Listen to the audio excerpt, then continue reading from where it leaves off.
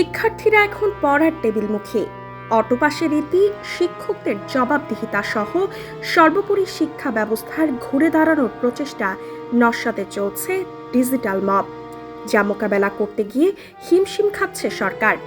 ঘরের শত্রু বিভীষণ এই চক্রান্তে সম্পৃক্ত থাকায় বিষয়টি বেশ জটিল আকার ধারণ করেছে।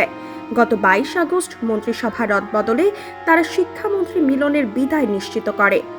নতুন শিক্ষামন্ত্রী হিসেবে শপথ নেওয়ার জন্য নাকি শিক্ষক নেতা এমপি সেলিম ভুঁইয়া গলায় টাই পরে প্রতীক্ষায় ছিলেন। কিন্তু ষড়যন্ত্রের বিষয়টি প্রধানমন্ত্রী তারেক রহমান ঠিকই উপলব্ধি করতে সক্ষম হন।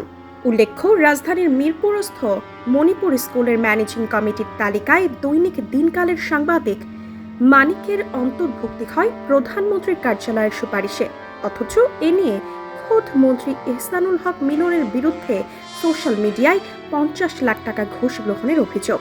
বহুল আলোচিত গোয়েন্দা সাংবাদিক একরামুল হকের শীর্ষ নিউজের অনলাইন ভার্সনে এ নিয়ে রীতিমতো ডিজিটাল মব, যা দেখে রীতিমতো বিব্রত হন স্বয়ং প্রধানমন্ত্রীর কার্যালয়ের সংশ্লিষ্ট কর্মকর্তারা।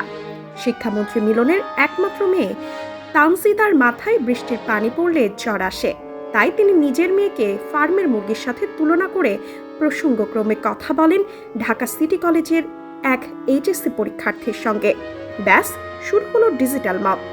প্রোপাগান্ডা, বিক্ষোভ, মিছিল, লং মার্চ চালিয়ে বিষয়টি শিক্ষামন্ত্রীর পদত্যাগের দাবি পর্যন্ত করায়, যা পরবর্তীতে 6 দফা দাবিতেও রূপ নেয়।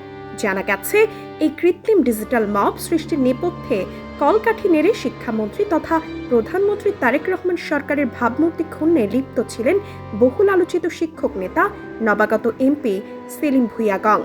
জানা গেছে, শিক্ষা মন্ত্রণালয়ে বদলির তদবির, বাণিজ্য ও ম্যানেজিং কমিটির মাধ্যমে নিয়োগের নীল নকশা প্রণয়ন করেছিল শিক্ষক সমিতির কতিপয় প্রভাবশালী নেতা। কিন্তু তাদের এসব প্রস্তাব গুরুত্ব না দিয়ে শিক্ষামন্ত্রী আনম এহসানুল হক মিলন অটো সফটওয়্যারে বদলি ও এনটিআরসিকে ঢেলে সাজানোর উদ্যোগ নেন। মামলা জটিলতা নিরসনের মাধ্যমে প্রায় 1.5 লক্ষ শিক্ষা প্রতিষ্ঠান প্রধান শিক্ষক নিয়োগে পথ সুগম করেন। শিক্ষকের পেনশন ভাতার জটিলতা নিরসন ও স্বতন্ত্র পে স্কেলের পদক্ষেপ নেন। সরকারের 6 মাসের কর্মকাণ্ডে দেশের শিক্ষা ব্যবস্থার এহেন ইতিবাচক পরিবর্তন সাধনে জাতীয় ও আন্তর্জাতিক কুচক্রী মহল সহজভাবে মেনে নিতে পারছে না, কারণ আমাদের শিক্ষা ব্যবস্থার 12টা বাজাতে বিগত 16 বছর তারা যথেষ্ট ভূমিকা রাখে। কিন্তু এখন শিক্ষামন্ত্রী মিলন ও মাউশির মহাপরিচালক খান মাইনুদ্দিন সোহেলের ইতিবাচক পদক্ষেপে তাদের গাত্রদাক্ষেপ যত কারণ।